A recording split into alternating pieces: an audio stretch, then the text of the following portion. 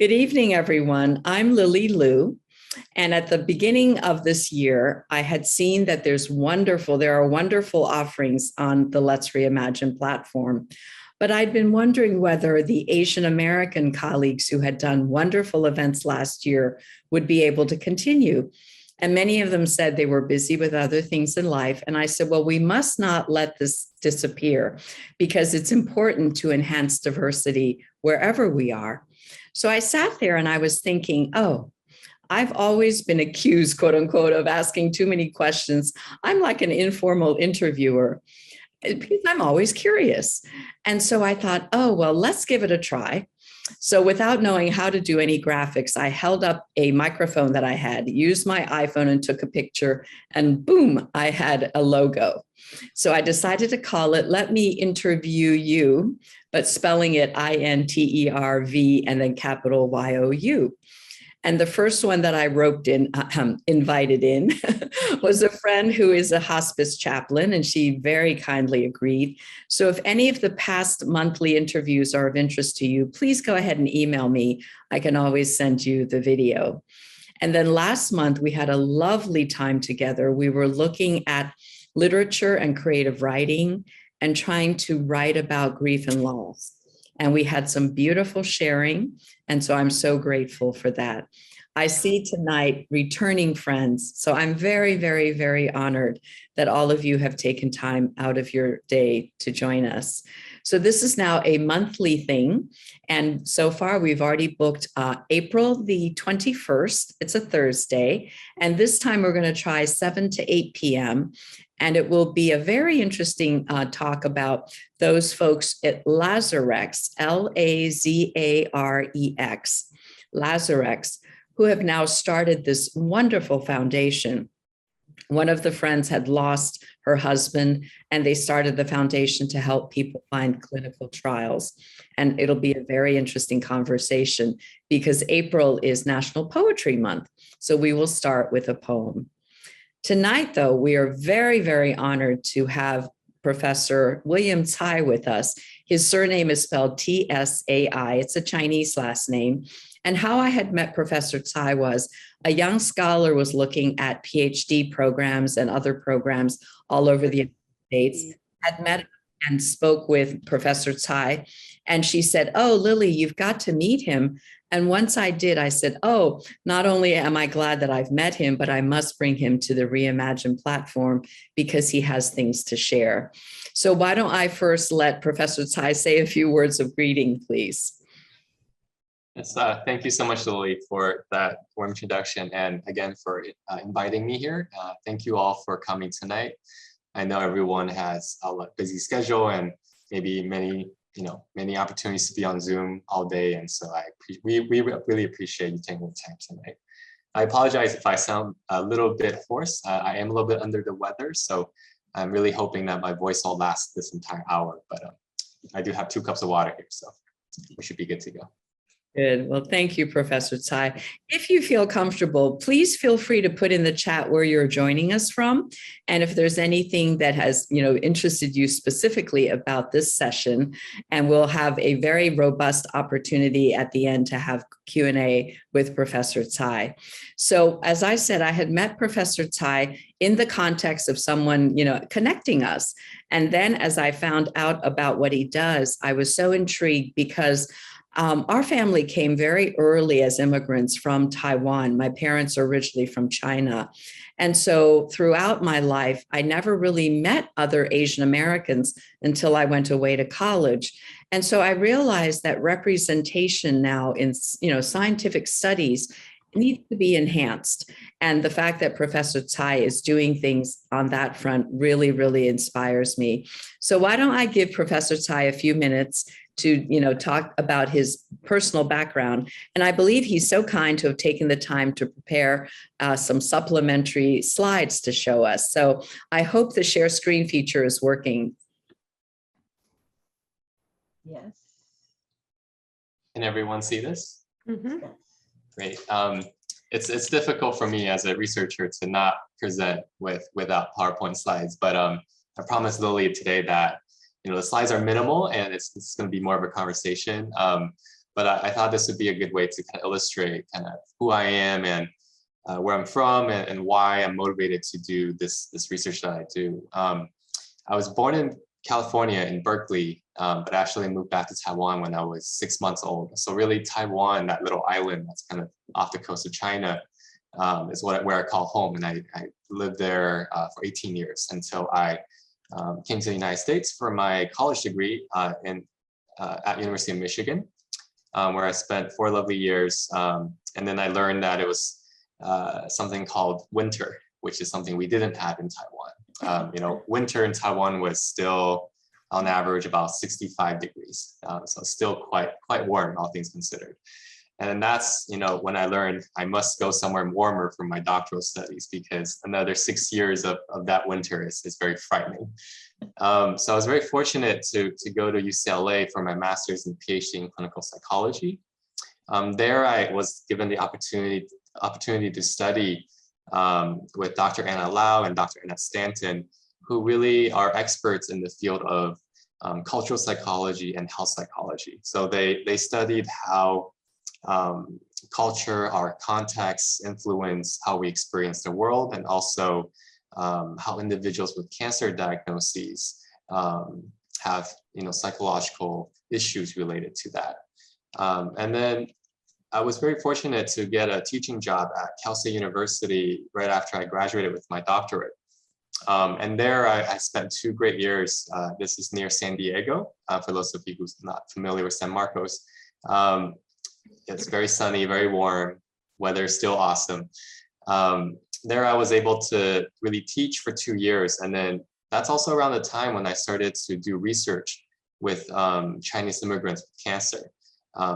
Up until that point, I actually wasn't as involved with research in cancer.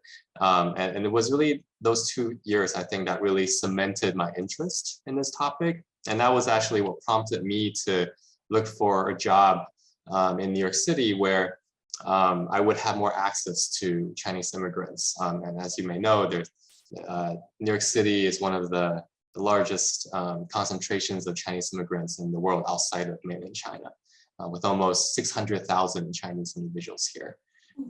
And so that was one of the main reasons that prompted this move, that I really wanted to devote my career and my time to doing research on this topic and with this population.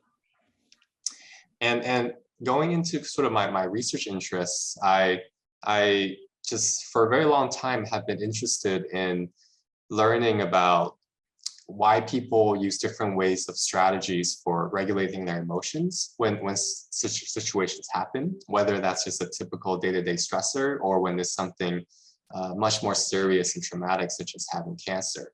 And I'm interested in learning how individuals from different backgrounds, from different groups, whether they would choose to cope with things in different ways. And then certainly, after we find out a little bit about sort of what are some processes that may unfold as these things happen, are there interventions that we can design and develop to help them?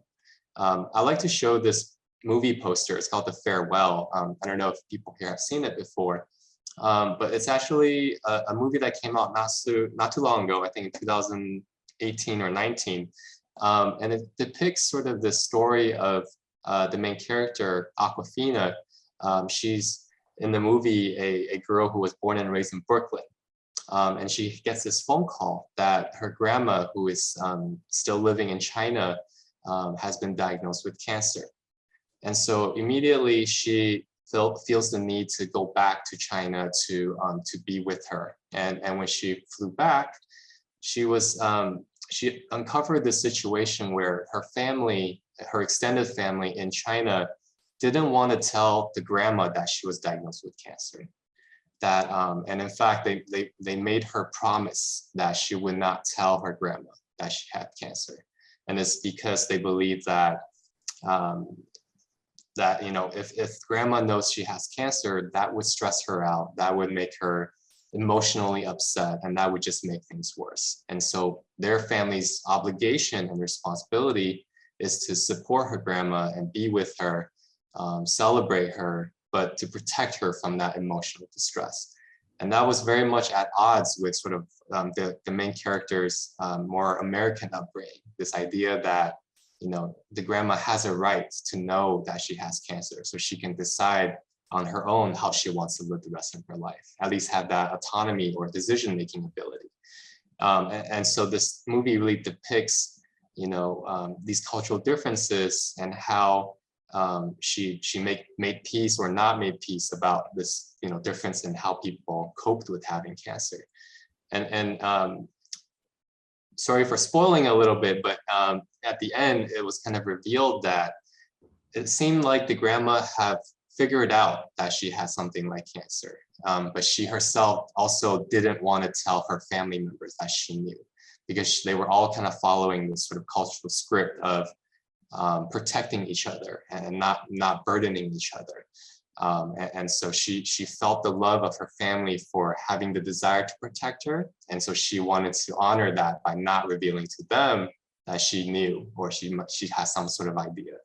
And that sort of was just this really emotional and really, I think, powerful sort of depiction of cultural differences and how families might experience and cope with having cancer.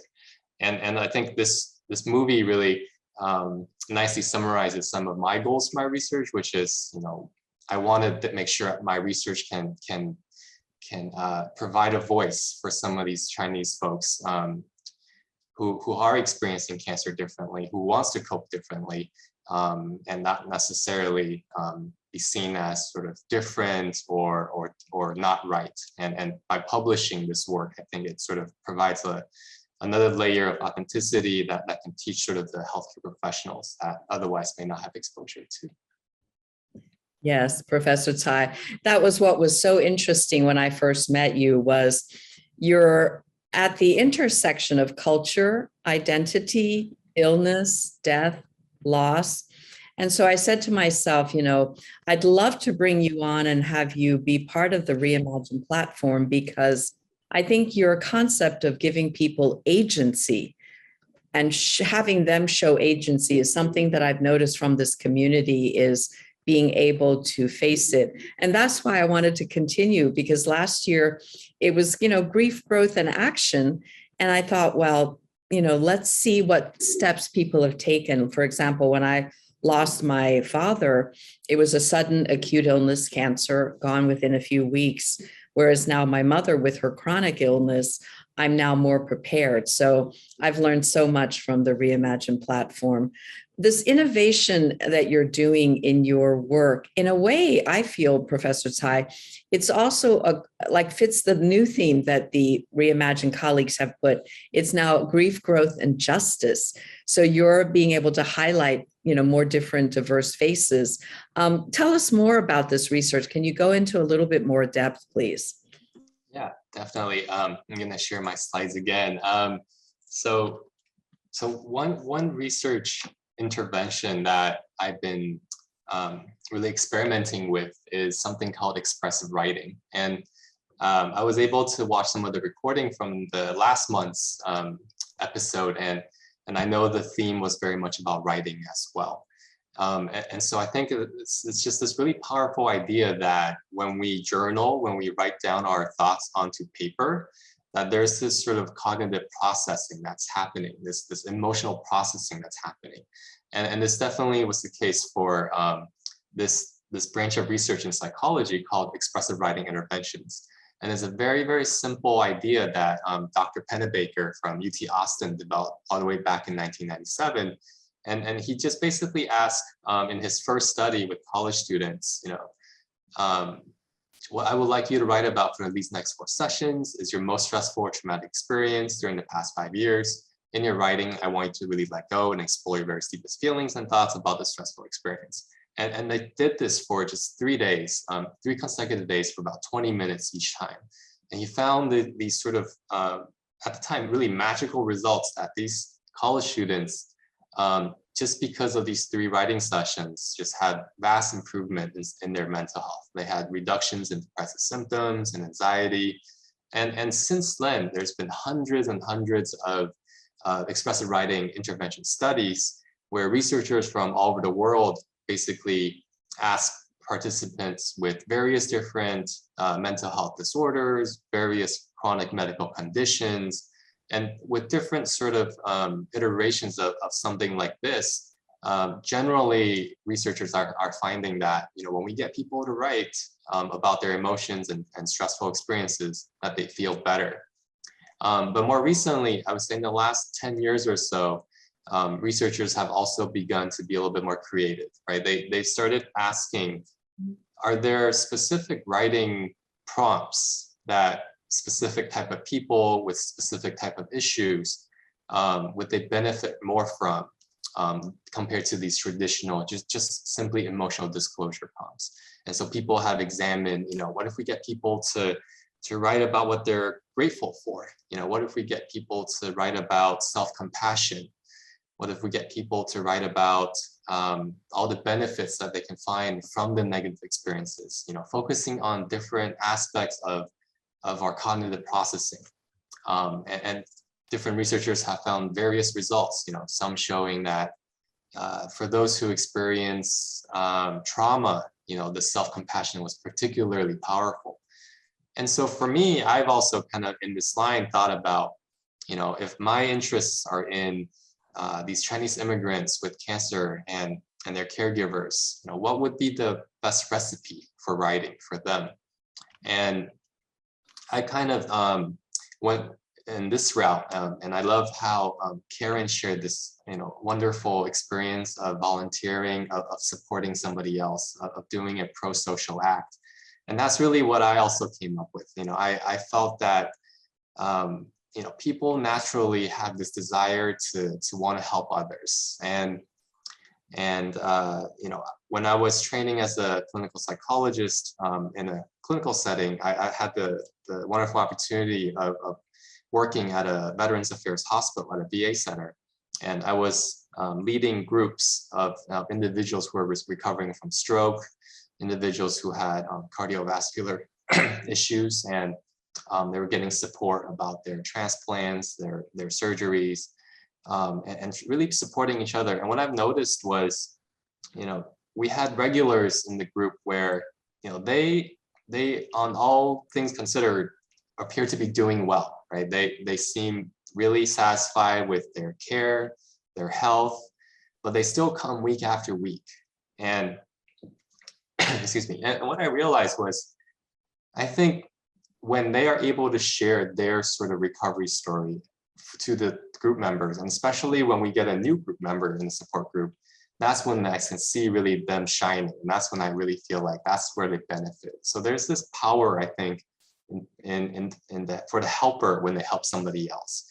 And so what I've been testing recently is sort of this iteration of expressive writing called expressive helping, where not only do they write about their stressful and negative experiences about cancer, at the very last week of writing, I invite them to write a letter to another Chinese individual who I said has been diagnosed with your specific cancer. Can you please write a letter to this person with any advice you can give, anything you wish you had known, anything you think that would be helpful. And I just left it at that.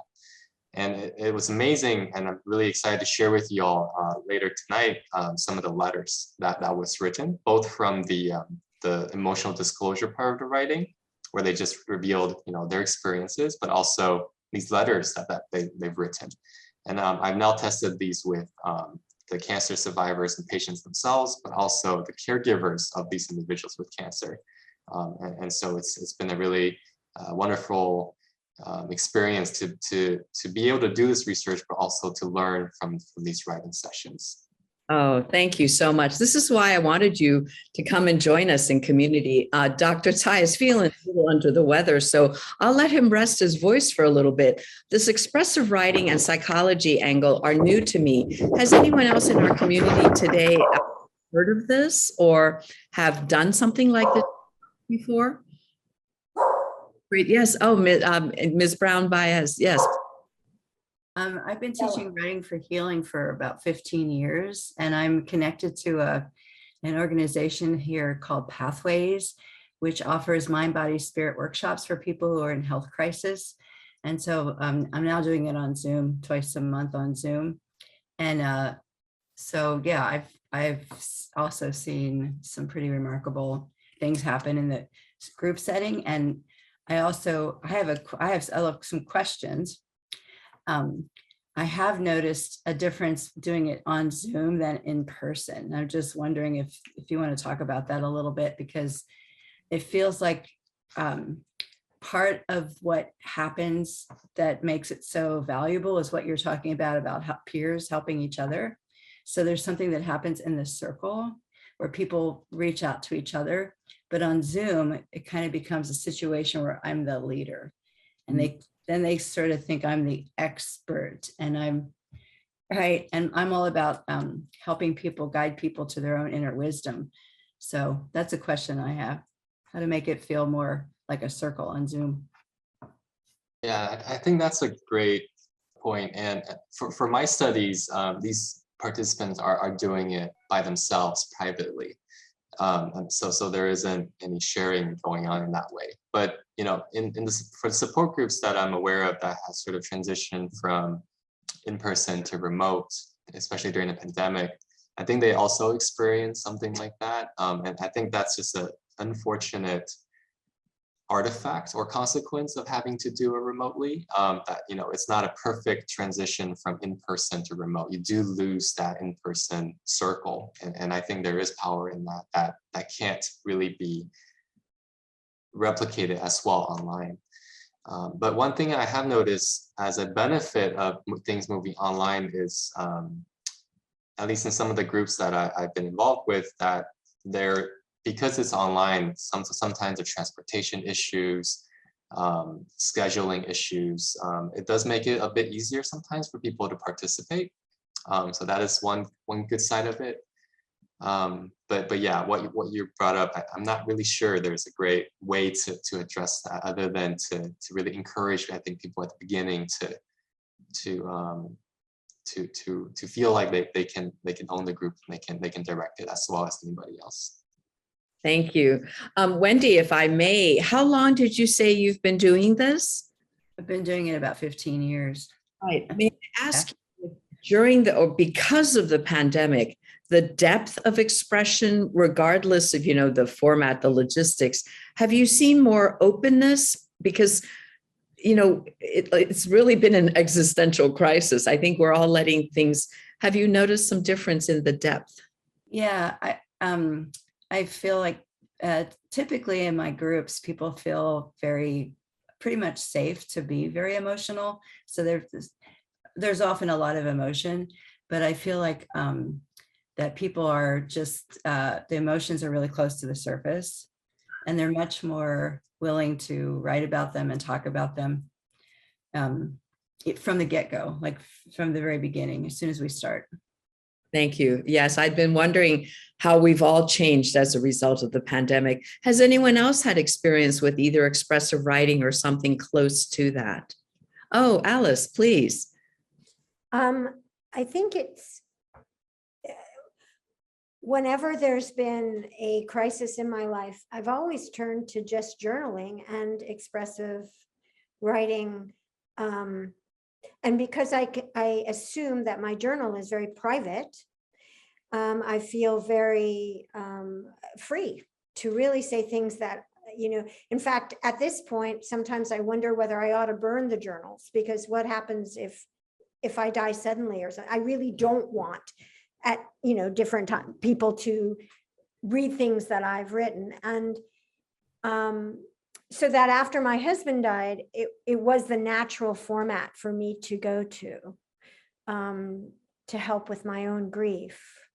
And yeah, and I did join a grief network after, similar, I think, maybe to what Wendy's been talking about, but I did not find sharing in that group, writing and sharing in that group, to be helpful. I think because we never, all of us, reached a point of true trust.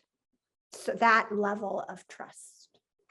But that didn't negate the whole experience, but that part of it was not it was much more helpful by myself to do it. Thank you both, because I've never participated. So this is helping me understand what Professor Tsai is handling. Professor Tsai, because I'm Chinese American myself, what has been, I think you have another slide that shows some different racial and ethnic background differences, disparities, please.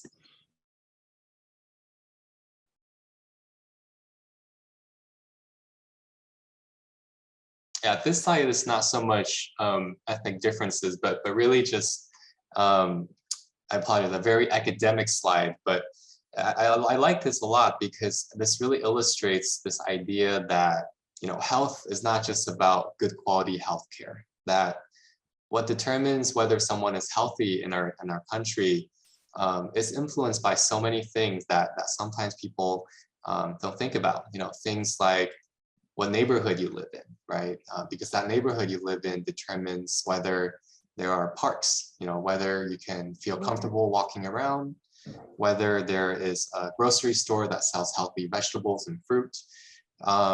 And then there's also things like education, right? Are you learning about medical science? You know, do you know what causes cancer? And some of those different beliefs can influence your willingness to seek help, willingness to use different treatments. And you know, healthcare systems in and of itself is also highly variable in our country, right? Whether there's access to translators, access to providers that speak the language you need to use, whether they understand what your family needs to cope with cancer, you know, particularly when we think about some Chinese sort of cultural differences that was really nicely illustrated in the Farewell movie. And so this is just sort of just another element of my research that really helps to, that really tries to bring some of this to the forefront of the researchers and healthcare professionals. Because I think for a lot of the Chinese community members, you know, this is really obvious, but to some healthcare professionals and researchers, this is not really something that's on their mind. Thank you. Yeah, I jumped the gun about ethnic because it's something that happened today that was so close. I was talking to my mom's neurologist and he was saying you could check something for UTI. You know, medical language in itself in English needs interpreting.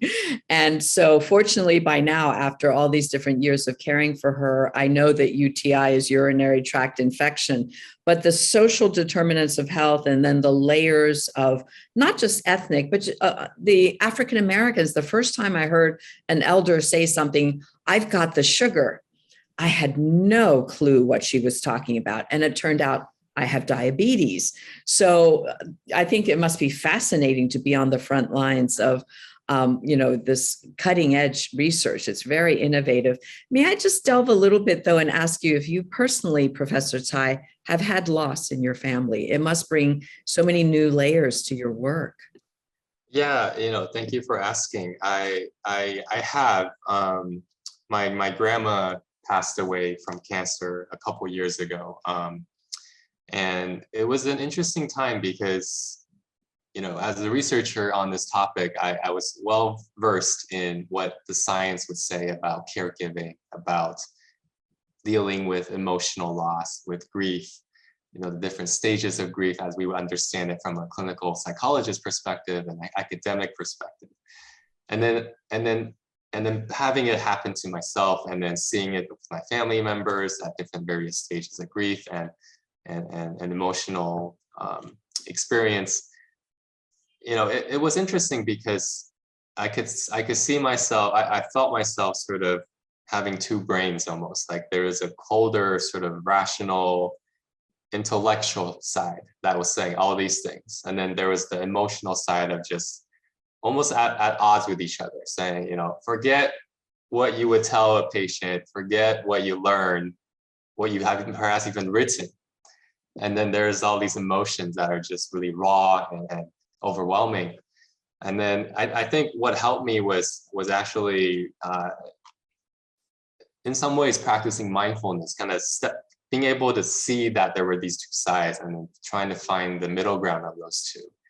And then that was really helpful for me. to be able to kind of step back even further from those two sides, to create a third side that really integrated and appreciated both sides. That was what was helpful for me. Thank you for reminding me about the mindfulness. That is a space that's very new to me. I see Karen nodding. Was there something that really resonated? Because I know that in hospice work, I believe it would, or hospice and doula. I'm an end-of-life doula as well. And I once heard that the longest journey is from the head to the heart.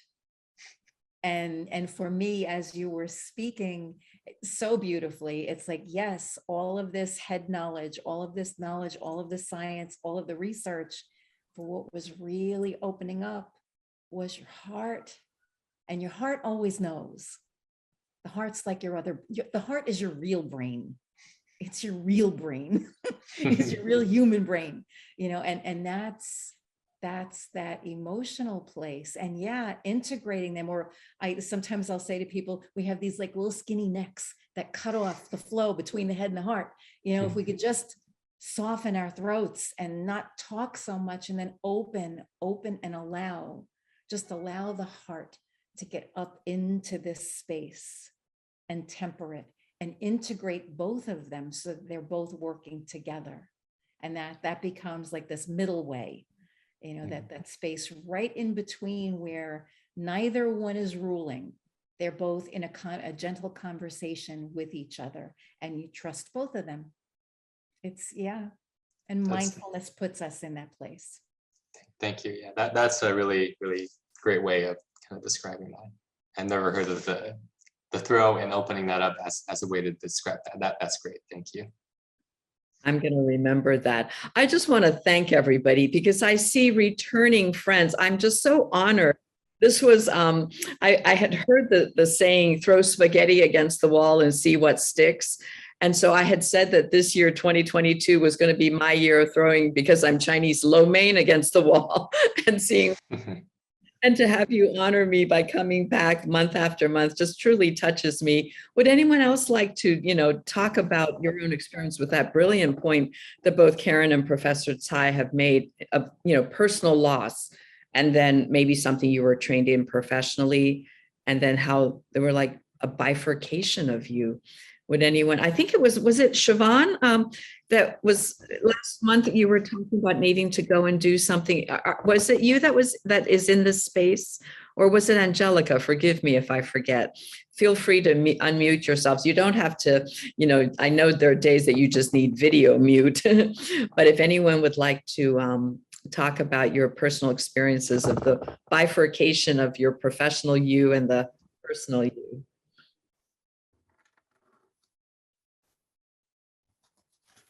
Alice, please. I think I might have by mistake muted you. I'm still learning how to. No, it's okay. No, I worked in the field of birth for a long time. And so it to me, it was very clear for that there were amazing different cultural expectations and norms and desires of how people choose to birth, or what they're used to birthing, and maybe the quote unquote American tradition of birthing. I wasn't that aware of it so much in sickness and death. So I'm finding it really interesting to sort of, transfer my expectations from the birth thing to the death thing. And I think I've done mindfulness for many, many, many years. And I think what it does personally, and this is no, everyone knows this, it just quiets you. So you then actually can know what is happening, what you're feeling. It just quiets you enough so you get to feel whatever it is you are feeling. Thank you.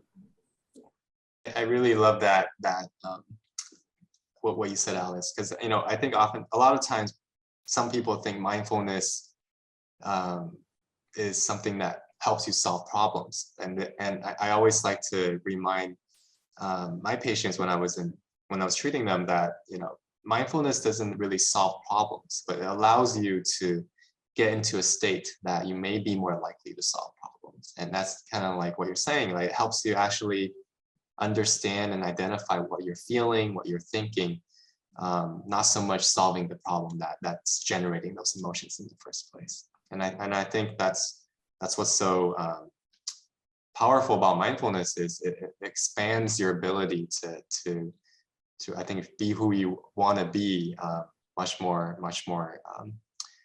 sort of frequently, if you will. Because I think sometimes we fall into states where, you know, if you have a bad night of rest, you wake up very cranky the next day, and you're just not who you are. You just turn into something else.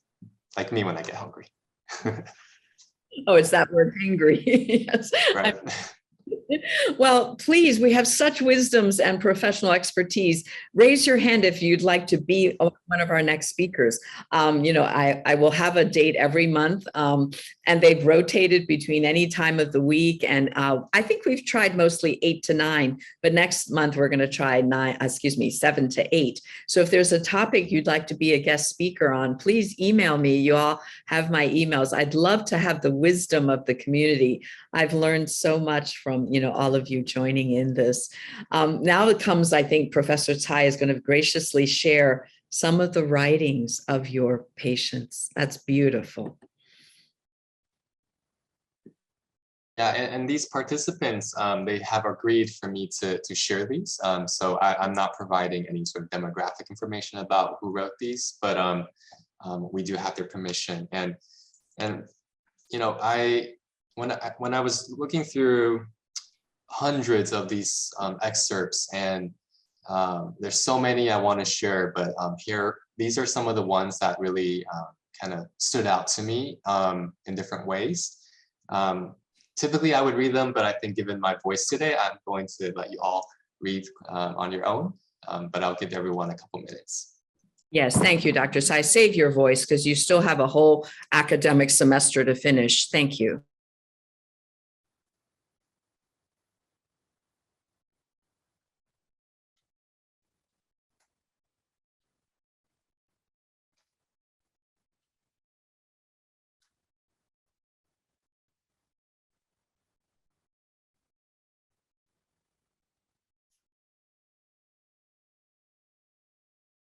So this excerpt was taken from one of the earlier writing sessions, right? Each participant wrote 4 times, and the last writing was a letter that they wrote to somebody else. So this was taken from one of the first 3 sessions, and I chose this excerpt because it really sort of it struck me sort of, even though this experience is, you know, like this man was the one who has cancer, yet all of his thoughts is really about others around him. You know, because of his diagnosis, how is that going to impact his parents who are living in China, his family who are with him in the US? It's not so much about, you know, him not being here anymore, him dying, but it's really about what that would mean for his family members. And so that really was really powerful for me, and I really wanted to share this excerpt with y'all. And this next one, I'll give everyone some time to read as well.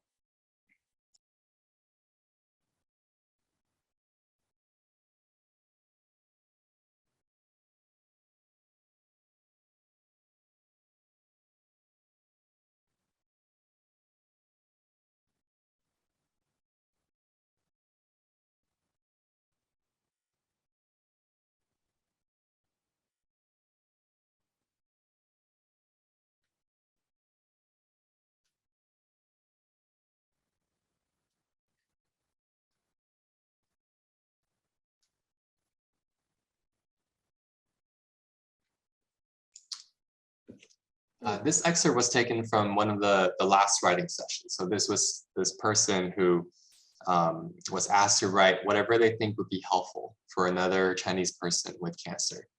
And, you know, as I was reading this, I just felt that this person was also probably writing to him or herself, right? That this is what they can focus on to be well, to be better. And I think this was one of the hopes I had when I was designing these writing prompts, is that these people would use this opportunity to help somebody else, but really I hope that they're talking to themselves. They're speaking and sharing themselves on as their own cheerleader. And of course, I don't know what's going on in this person's mind, but I think that there is some evidence that this was happening, as they're writing this. But I also want to share one that was a little bit more negative. This one is not negative. This one was also very, very inspiring and more positive. So I'll give people a chance to read.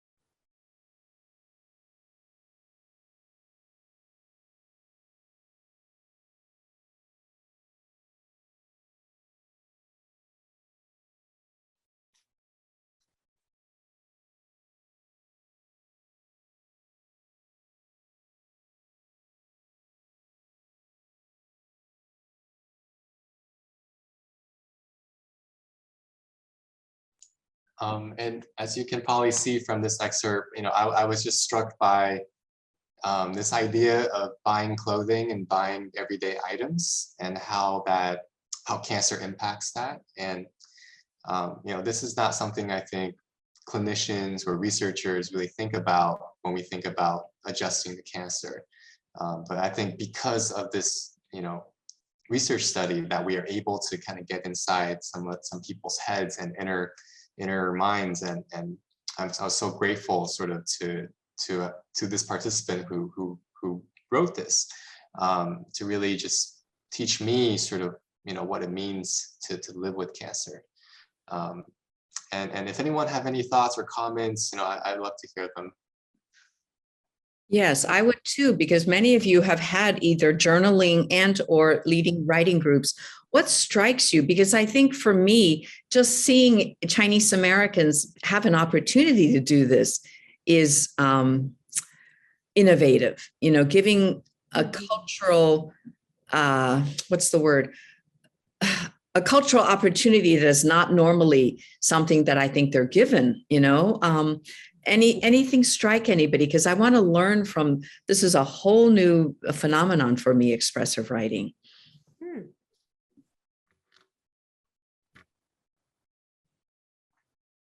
I think this person about the clothes, I think it shows a real underlying acceptance of her disease in a way that, some of the maybe the other two that I read didn't strike me that way. This seems like someone who says, this is who I am now, and I realize I can't do some things, I can do other things, and I'm at peace with it. Yes, that's very, very wise. So, and I should add, sorry, Lily, I just want to add, all of these writings were initially written in Chinese, and my team has translated them. So these were originally written in Chinese.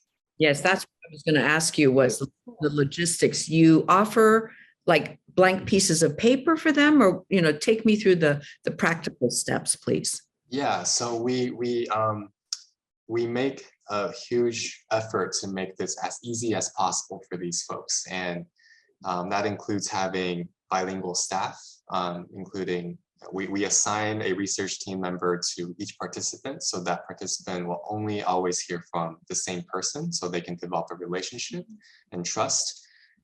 We send them over postal mail 4 separate envelopes, and inside each envelope there's these writing prompts and writing paper. And we also give them stamped return envelopes, so once they finish writing, they can just put it away and send it back to us very easily. So we, and then we tell them, find a time any day of the week that they can do it. And we call them, give them text reminders. We ask them when they would like to do it, if they prefer phone calls or texting, whatever it is that would make it easier for them to participate. I'm gonna skip to this very last slide. It's tooting my own horn a little bit, but I'm so proud of my research team. we did a lot to make this experience meaningful, sensitive, and potentially more effective. So because we did so much, I actually thought what we did was worth publishing in and of itself, and we were able to do that. And this was sort of the scientific publication that came out that actually doesn't talk about the study. It just talks about what we did to do the study. And so it's about how we recruited them, how we engaged them, and how we kept them in the study. Because in the biomedical literature, our sciences are failing sort of reaching different pockets of our population. Oftentimes researchers are in big medical centers, and they can only do research with people who go to that big medical research center, right? So people who go to community health clinics, smaller private practices, they're not going to ever be represented, and their voices will never be heard.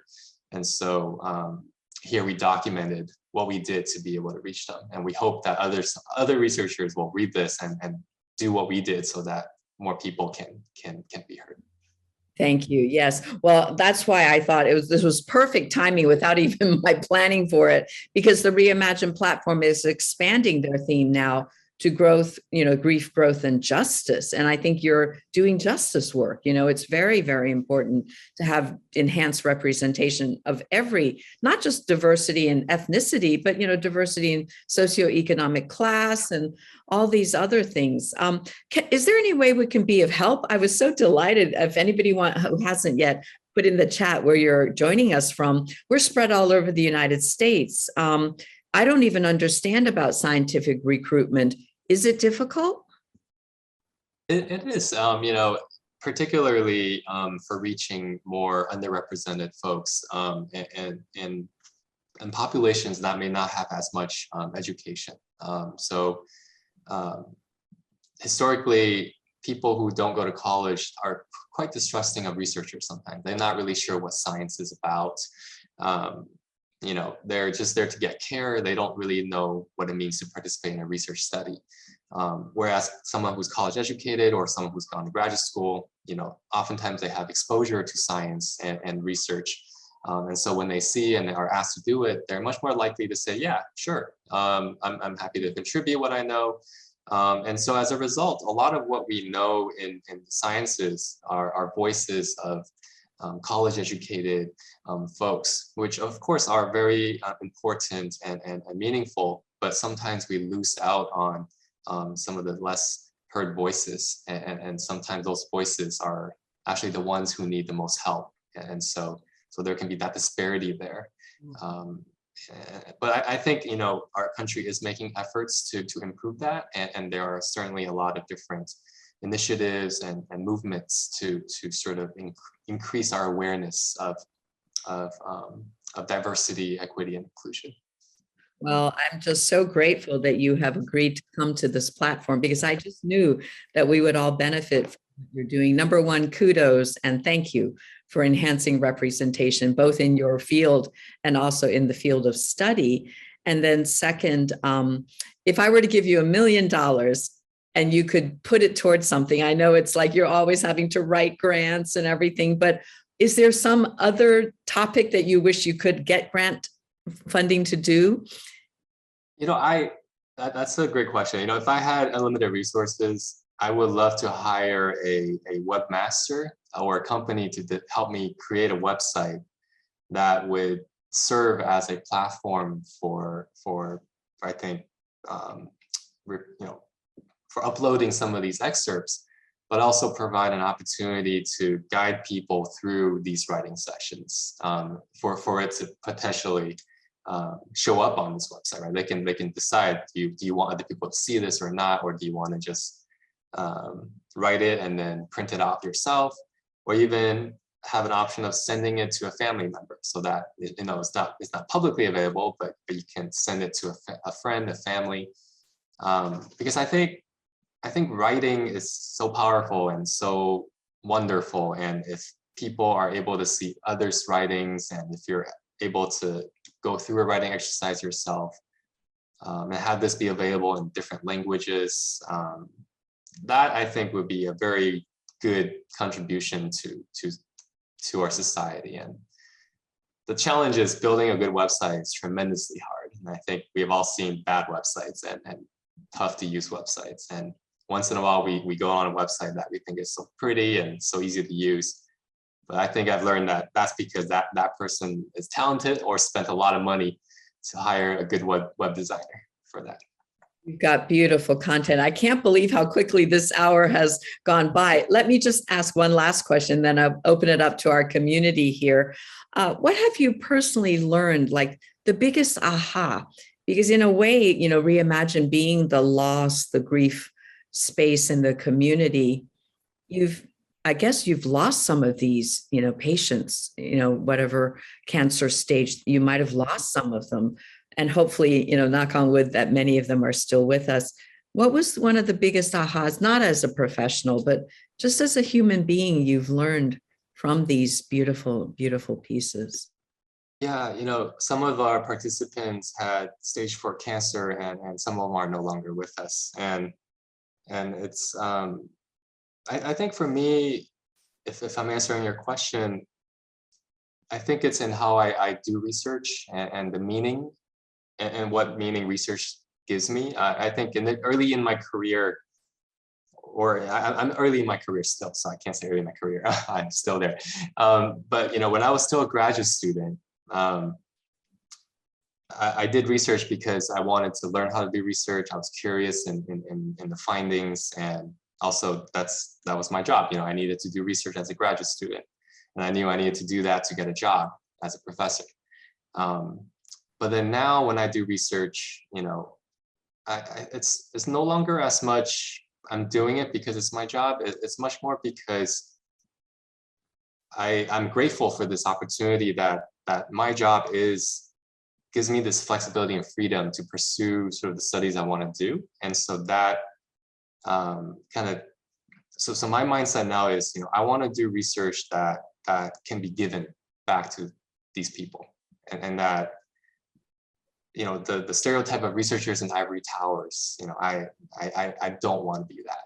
And I think there's so much more researchers can do to leave their ivory tower, but so much I'm trying to do to be in the field, to be in the community, to when I partner with community organizations, it's not, can you help me with this? It's, what do you need help with? What are the problems you see in your community? And is there a sort of overlap with what I know and what I can help with?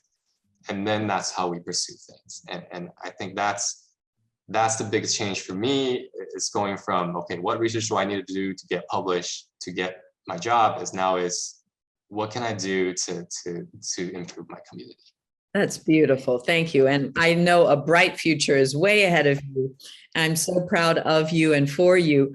Would it be okay if I shared your email? Maybe some of our community might come across people or organizations that could be of help. Do you like have a flyer or something that could be shared so we have a better understanding? Because I think I can only think about promotional flyers. That's my background. Yeah, I don't have a flyer to share right now, but my email I'm going to type in the chat. I'd love to hear from anyone, and just thank you all so much for coming tonight. And this has been a really wonderful experience for me. Thank you. I've so much. I just want to say we have a very big Hmong community here. It would be fantastic to have you come here and work with them. Great. Oh, you must. Yes. Oh, yes. Wendy, you're in Minnesota. Yes. Minnesota. Yes. Mhm. Yep. Often think about how they went all the way from these subtropical, tropical locales to Minnesota. But, God bless for the people who, the refugee, the people who sponsored, God bless them. It gave them a whole lease on freedom. Yes. Anybody else have any? I want to honor everyone's time. Any questions or comments? I just want to thank you for your beautiful work. It's just so, so beautiful. The humanity inside of it as well, and the compassion and the empathy, all of that is just, it's so beautiful. Thank you. Thank you so much. Great word, compassion. I think I don't know, just the past few weeks with all the wars and conflicts, the compassion. Yes. Yes. Anyone else who's in this field or is interested in, further information, please feel free, since Professor Tsai has very graciously shared his contact information, to be in touch. I think that's what I've learned about being on Reimagine, is just the lovely ties that come as a result. And please, if any of you would like to be a guest speaker, before I forget, it's Thursday, April the 21st. That will be our next session. It'll be 7 to 8 p.m. We're going to experiment with the times. It'll be 1 hour earlier, East Coast, 7 p.m. And I'll be writing up the little blurb to put on the Reimagine. They make it so easy to collaborate. Their fields and everything are very easy to populate. But I'd like to thank you all for coming. And I hope this was you. And Alice, this was your inaugural event. So Thank you. I enjoyed it. Thank you. Oh, Alice, please tell us what your daughter does, because I think some of the friends here were not on when you so beautifully described her work. She was one of the founders that is now on the Reimagine platform, but it was a standalone platform for a couple of years, called the COVID Grief Network, which deals with grief for people in their 20s and 30s who've lost a loved one to COVID. It has resources, and it's free, and it had, therapists and groups and resources for helping that group of people for whom, there aren't that many resources out there that just target that group for grief. Well, you must be so proud of and for her, because the COVID, I hadn't thought about that. You're right. The younger people and what they've lost. They've said that, I forget how many million children are now without one or both parents. When I heard that on NPR, I just gasped. Is anyone else working in this space, and just want to introduce yourself so that you can benefit from others in our community learning about what you do? I think that word is networking, but somehow networking doesn't seem like the right word for grief and loss and the platform here.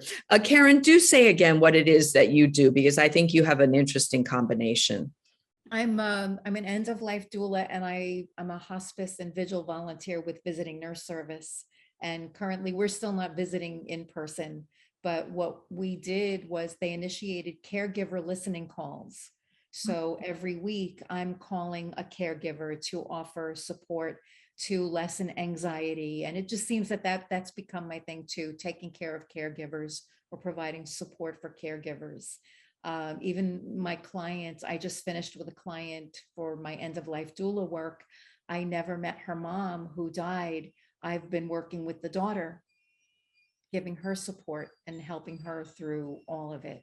So those are the things that I do. And I also do voiceovers, and I'm a part-time actress, and I've got this life of all kinds of things, that I do. And I'm right here in New York. So if there's any way that I can help you, please, I'm right here. Oh, It's nice to meet you. Thank you. Yeah, it's nice. I'll introduce myself. I'm Ellen. This is my first time here too. And I'm a counselor. I work at Idaho State Correctional Center, which is a men's medium security prison.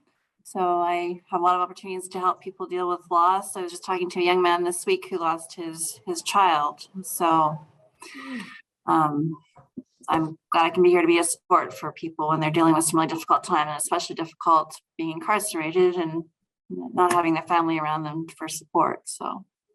thank you, Ellen. Which state are you in? My eyes are not good enough. You might have put it in the chat. I'm from Idaho. I'm in Idaho. And actually, I'm watching from my office at the prison right now. So.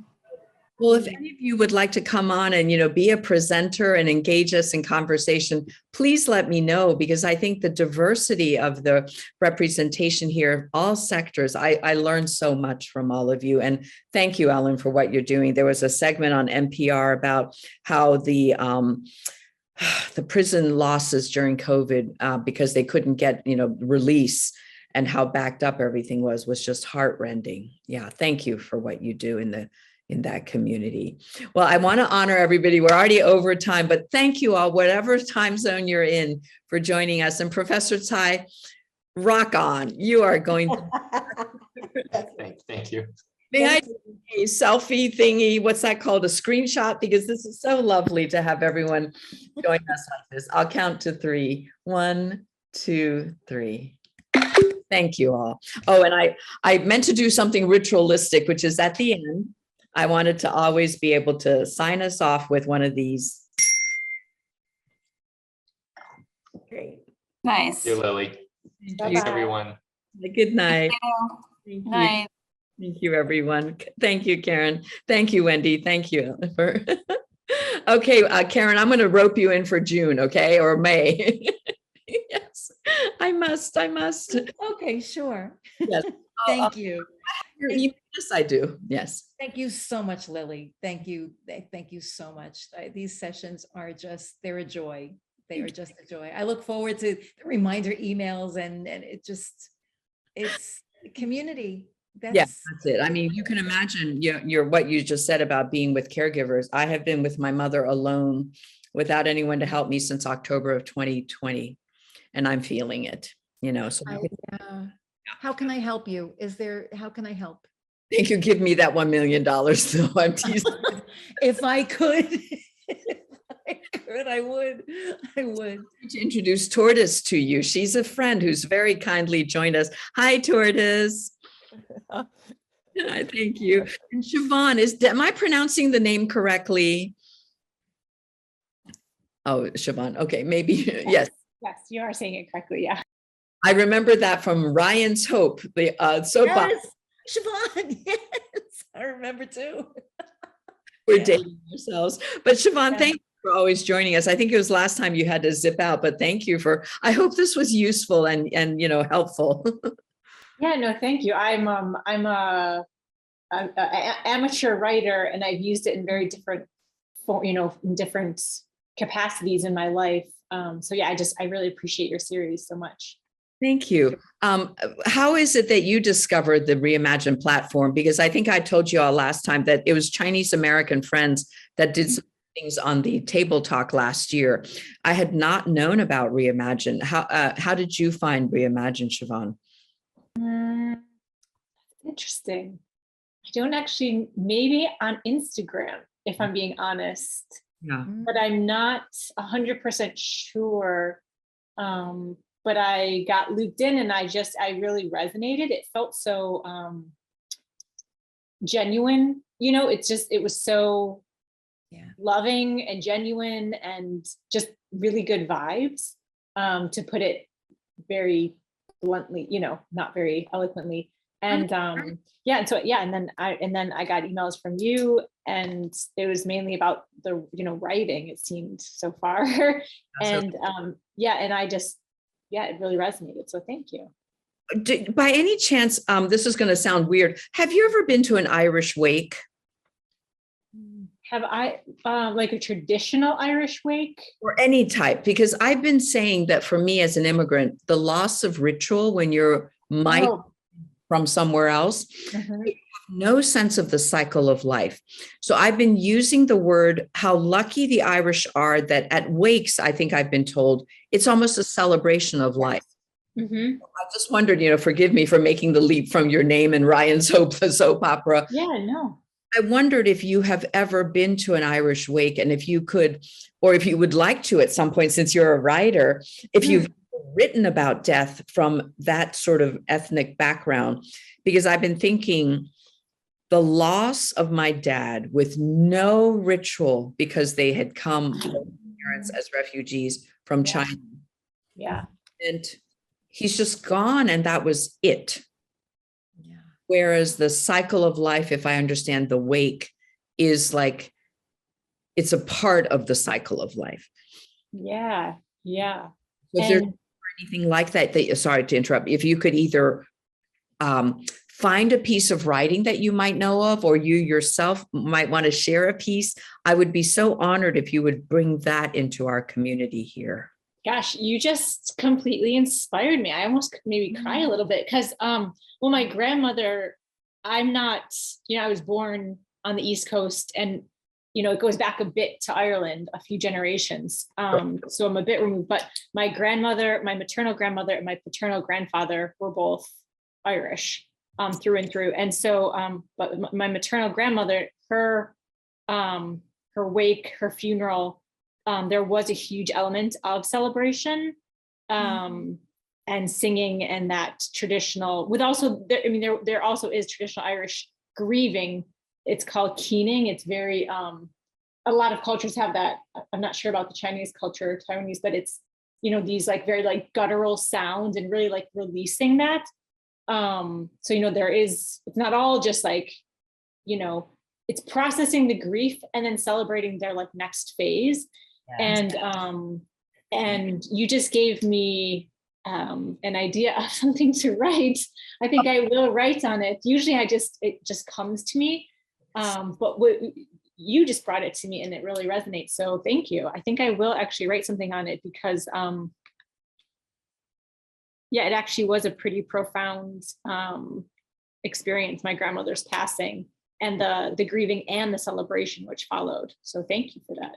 Oh, I would be so honored if you would join us and be the presenter, reading either or excerpt, because I want an insight into a culture that has ritual that is passed down. I think maybe that's why I've glommed onto the Reimagine platform so much, is drift. I've lost, but there's no context, Karen. I think you must. Yeah.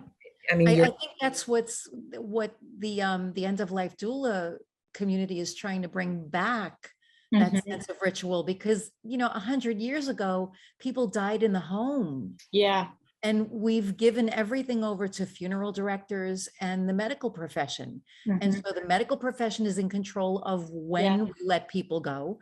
And the funeral directors, when we let them go, the funeral directors take them from us. So there's no washing of the body or tending to the body. Not that necessarily we would want to in this time, but there's no opportunity for staying with the body for a period of time before it's moved to the morgue or before it's taken away. It's like everything is slapdash done. And so what we're trying to do is bring back where we can, that sense of, and you mentioned that sense of ritual,